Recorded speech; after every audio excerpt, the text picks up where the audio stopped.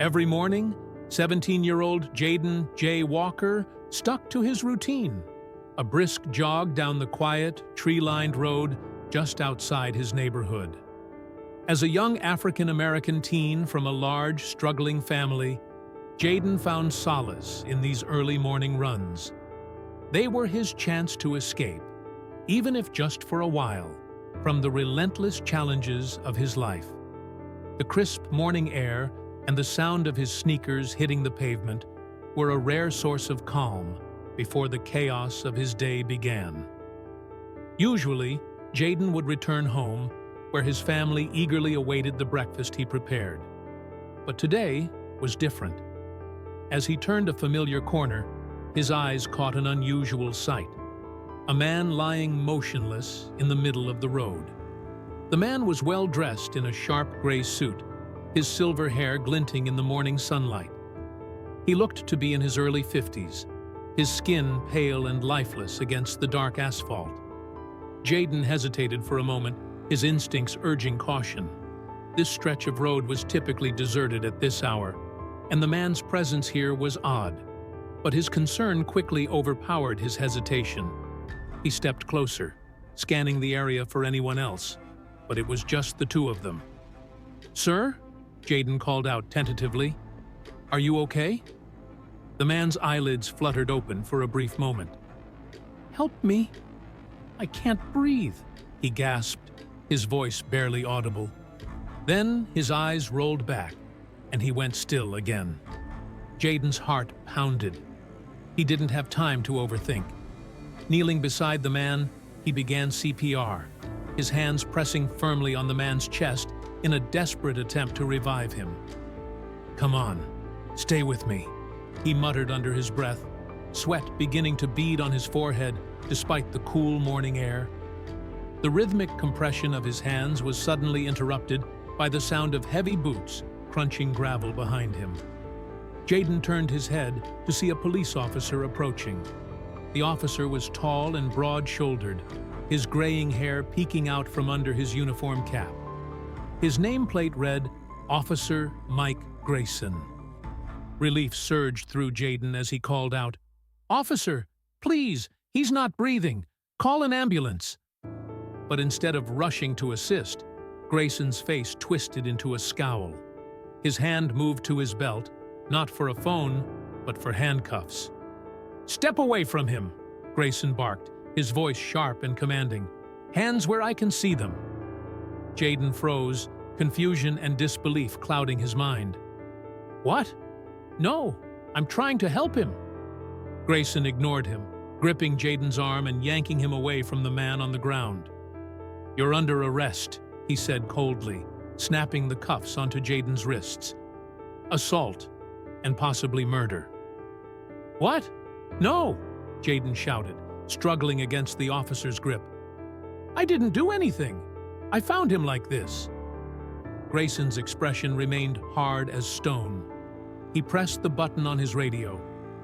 "Dispatch, this is Officer Grayson. I have a suspect in custody. Teen male, black. Victim is an older white male, unconscious and unresponsive. Suspect was found at the scene performing CPR. Jaden felt a chill run down his spine. His knees went weak as he processed the officer's words. "Suspect? No, you've got it wrong. I was trying to save him." "Save it for the station," Grayson muttered, shoving Jaden toward the police cruiser. As Jaden sat in the back seat, his thoughts spiraled. The man he'd tried to save lay lifeless on the road, and somehow, Jaden was being blamed. He replayed the events in his mind, searching for some clue as to how things had gone so horribly wrong. He had only wanted to help, yet here he was, handcuffed and accused of a crime he didn't commit. The car ride to the station was silent, except for the crackle of the police radio. Grayson occasionally muttered under his breath, his disdain for Jaden clear. When they arrived, Chief Edward Hayes was waiting. A tall, imposing figure with a steely gaze, Hayes listened intently as Grayson recounted the incident. "Caught him red-handed," Grayson concluded. No doubt he's our guy. Hayes crossed his arms, his sharp blue eyes piercing into Jaden's. "Confess now," he said, his tone leaving no room for argument. "Why did you attack him?" Jaden's throat tightened. "I didn't attack anyone," he protested, his voice trembling. "I was trying to help him." Hayes's lips curled into a grim line. "We'll see about that," he said, motioning for Grayson to escort Jaden to the interrogation room. As the door closed behind him, Jaden felt a crushing weight settle on his chest. He was trapped in a nightmare, and there seemed to be no way out. The air in the interrogation room was stifling, a heavy silence punctuated only by the faint hum of the overhead light. Jaden J. Walker sat in the cold metal chair, his wrists still raw from the handcuffs. Across from him sat Chief Edward Hayes, his imposing figure leaning slightly forward. His gaze was unyielding, scrutinizing every inch of the terrified teenager before him. "Let's make this simple," Hayes said, his voice gravelly and firm. "Confess now, and we can spare ourselves the trouble. Why did you attack that man?" Jaden's eyes widened. "I didn't attack anyone. I found him on the road and tried to help him. You have to believe me." His voice cracked, desperation bleeding through his words. Hayes leaned back, crossing his arms. His expression remained unreadable. "You expect me to believe that you, a kid from one of the roughest neighborhoods in town, just happened to stumble upon a wealthy businessman lying unconscious and decided to help him out of the goodness of your heart?" "Yes," Jaden exclaimed, his frustration boiling over. "I don't care what you think about where I'm from. I didn't do anything wrong." Before Hayes could respond, the door swung open. A man in a tailored Navy suit strode in. He was in his 40s, tall and sharply dressed, with an air of authority that immediately commanded attention. His neatly combed hair and piercing gray eyes made him seem like he belonged in a boardroom, not a police station. The badge on his lapel identified him as Neil Carter, an executive from Atlas Corporation. "I'm sorry to interrupt, Chief," Neil said smoothly, his voice calm but firm. "I'm here regarding the young man you have in custody." Hayes raised an eyebrow. "And you are?" "Neil Carter, Director of Operations at Atlas Corporation," he replied, extending a business card that Hayes barely glanced at. "The man this boy allegedly assaulted is my employer, Landon Smith, Chairman of Atlas." Jaden's heart sank further. He had guessed the man on the road was important, but hearing his name confirmed it. Landon Smith was a billionaire, a name Jaden had only seen in headlines and business reports. Hayes gestured toward Jaden. "Then I assume you're here to ensure justice is served." "Quite the opposite, Chief," Neil said, his tone shifting to something almost disarmingly casual. "I've reviewed the preliminary evidence, and frankly, there's nothing conclusive tying this boy to Mr. Smith's condition." Hayes frowned. The roadside camera captured him performing CPR. That's enough to warrant suspicion. Neil shook his head. It captured a silhouette, blurry and indistinct. That's hardly the smoking gun you think it is. He turned to Jaden, offering a faint, reassuring smile. "The law presumes innocence until proven guilty, does it not?" Jaden stared at him, unsure whether to feel relieved or wary. "I'm willing to post bail for him," Neil continued, his eyes flicking back to Hayes. "You can continue your investigation, but you can't hold him without concrete evidence." The tension in the room was palpable as Hayes weighed his options. Finally, with a begrudging nod, he motioned to the officer standing by the door. "Release him." Jaden's hands were freed, but the relief was short-lived. As Neil led him out of the station, Jaden couldn't shake the feeling that he'd just escaped one trap, only to step into another. Once outside, Neil gestured toward a sleek black car parked at the curb. "Get in. I'll take you home." Jaden hesitated. "Thank you, sir, but I can walk from here." Neil's smile tightened. "Nonsense. After what you've been through, you deserve a little kindness." Reluctantly, Jaden climbed into the passenger seat. The interior of the car smelled of leather and cologne, a stark contrast to the harsh, sterile air of the police station. As Neil pulled onto the road, Jaden tried to process everything. This man had stood up for him, a wealthy, powerful man who had no reason to care about a kid like him. "Thank you," Jaden said quietly. "I don't know how to repay you." Neil's eyes remained fixed on the road, but his lips curled into a faint smirk. "We'll see about that." The words sent a chill down Jaden's spine, though he couldn't quite explain why. "Where are we going?" he asked. Neil's smile vanished. "There's just one thing I need from you first," he said, his tone suddenly colder. "Give me the USB drive." Jaden blinked, confused. "USB drive? I don't have any." "Don't play dumb with me," Neil snapped, his icy demeanor now fully revealed. "Landon gave it to you before he died. Hand it over." Realization hit Jaden like a freight train. Neil wasn't a savior. He was a predator. The car sped down an unfamiliar road, and Jaden's pulse quickened. He had escaped the police, but now he was trapped in the clutches of a far more dangerous man. Jaden's heart raced as Neil's car turned off the main road onto a narrow, desolate path. The dense trees lining the road cast long shadows, their skeletal branches clawing at the darkening sky. "Don't insult my intelligence, kid. Landon Smith didn't just collapse on that road for no reason. He had something important, and he gave it to you."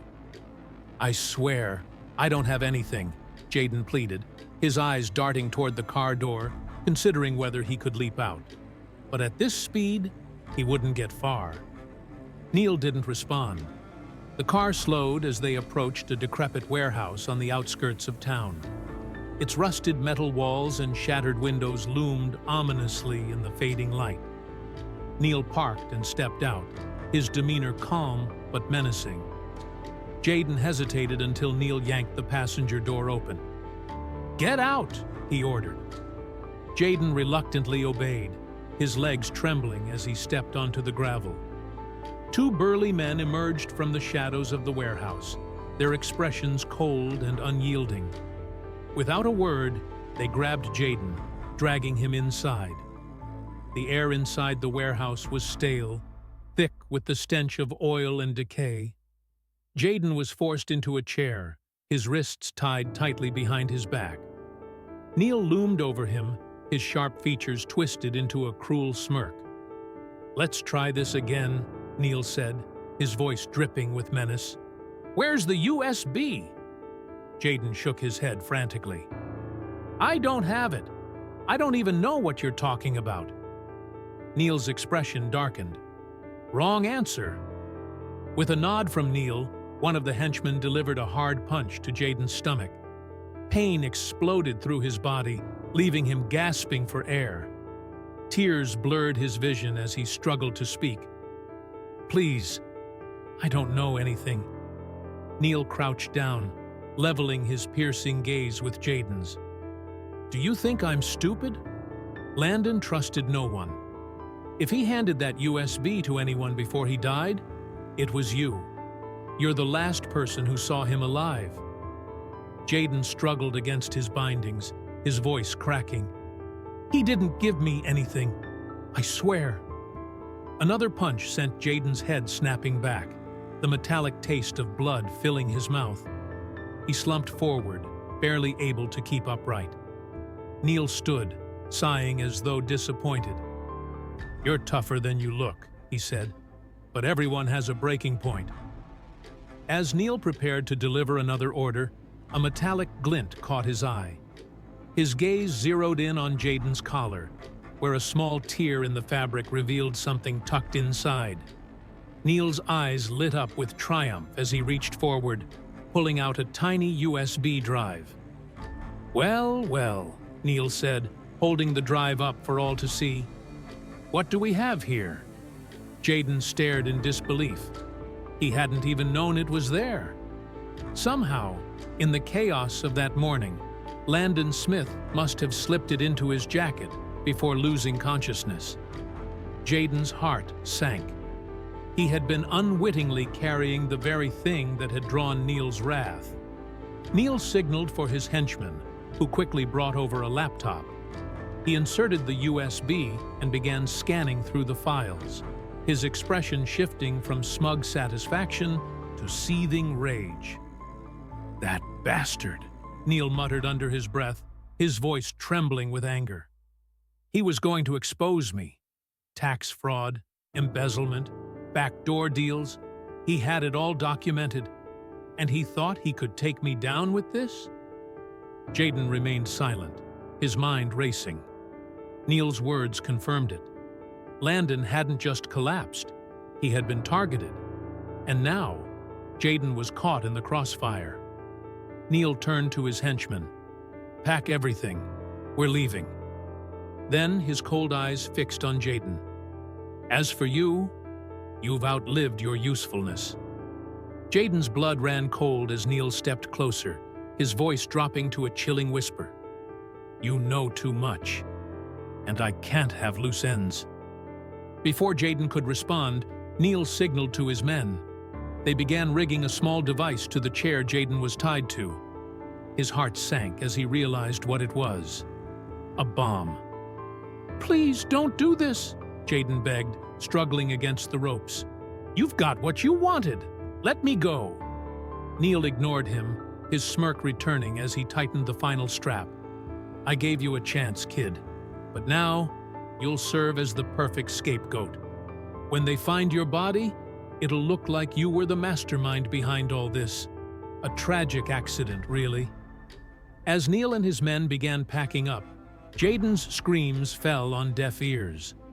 The ticking of the bomb filled the air, each second bringing him closer to the end. Despair gripped him as he realized he was completely alone. Or so he thought. A faint sound, distant but unmistakable, echoed outside the warehouse. Gunshots. Jaden's heart raced. Was it the police? Or had someone else arrived to finish the job? The ticking of the bomb was relentless, each second hammering into Jaden's mind like a death knell. Sweat dripped down his face as he pulled futilely against the ropes binding him to the chair. Every attempt to free himself only chafed his wrists further, the sharp pain mingling with the overwhelming terror consuming him. Gunshots echoed outside the warehouse, growing louder. Jaden's breath quickened, unsure whether the approaching sounds were a blessing or another layer of his nightmare. The heavy metal door creaked open with a deafening clang, and Jaden froze. Through the doorway stepped Chief Edward Hayes, his gun drawn, his face as stern and unreadable as ever. Behind him, officers spread out, securing the space. Hayes's sharp eyes scanned the room before locking onto Jaden. For a moment, their gazes met, and Jaden screamed, "It's a bomb! Please, help me!" Hayes rushed forward, his heavy boots pounding against the concrete floor. Kneeling beside Jaden, he inspected the explosive device strapped to the chair. "Shut up and hold still," Hayes barked, his voice gruff but focused. His hands moved quickly, cutting through wires with practiced precision. Jaden squeezed his eyes shut, the seconds stretching into eternity. Finally, with a faint click, the timer stopped. Silence filled the room, broken only by Jaden's ragged breathing. He opened his eyes to see Hayes standing over him, his expression still hard, but tinged with relief.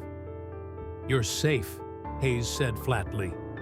Before Jaden could respond, the warehouse erupted into chaos. Neil and his henchmen, attempting to flee, were intercepted by the officers. A firefight ensued, but it was brief. Neil was dragged back into the warehouse in handcuffs, his once polished suit now disheveled, his face twisted in rage. "You little rat!" Neil spat at Jaden, his voice venomous. You ruined everything. Hayes stepped between them, his imposing frame shielding Jaden. You're done, Carter, Hayes said coldly. We've got everything we need to bury you. Neil's sneer faltered as Hayes held up the USB drive, now safely in his possession. Tax evasion, embezzlement, conspiracy to murder. It's all here. Landon Smith knew what you were up to, and now so do we. Neil's bravado crumbled as he was dragged away by the officers. Jaden watched, his chest heaving, as the man who had terrorized him disappeared from sight. Hours later, Jaden sat in a hospital room, his body bruised, but his spirit slowly recovering. Hayes entered, his presence as commanding as ever. He stood by the doorway for a moment before speaking. You're lucky to be alive, Hayes said bluntly. Jaden nodded, his voice hoarse. Thank you for saving me. Hayes's stern expression softened slightly. You didn't deserve what happened to you, but let's get one thing straight. I don't care where you're from or what you look like. I care about the truth. That's what led me to you. Jaden hesitated, then asked, Why did you believe me? Hayes crossed his arms, his gaze steady. I didn't at first, but the facts didn't add up. Neil Carter underestimated how much we'd dig into his story. Jaden managed a weak smile. I guess I owe you my life. Hayes shook his head. You owe it to yourself to make something of it. Don't let this define you. A week later, Neil Carter faced trial, the USB drive serving as the centerpiece of the prosecution's case. The evidence was damning, and Neil was sentenced to life in prison without parole. His crimes, including the murder of Landon Smith, shocked the nation. Jaden sat in the courtroom as the verdict was read, a wave of relief washing over him. For the first time in days, he felt like he could breathe again. After the trial, he approached Hayes, who stood near the exit, watching the crowd disperse. Chief Hayes, Jaden said, his voice steady despite the emotions swirling within him. Thank you. I didn't trust you at first, but you gave me a chance. I won't forget it. Hayes nodded, his expression firm but kind. You're a good kid, Jaden. Don't let anyone tell you otherwise. As Jaden left the courthouse, the sun broke through the clouds, casting warm light over the steps. For the first time in what felt like forever, he felt a glimmer of hope. He didn't know what the future held, but he was determined to move forward, carrying with him the hard-won lesson that justice, though fragile, could prevail.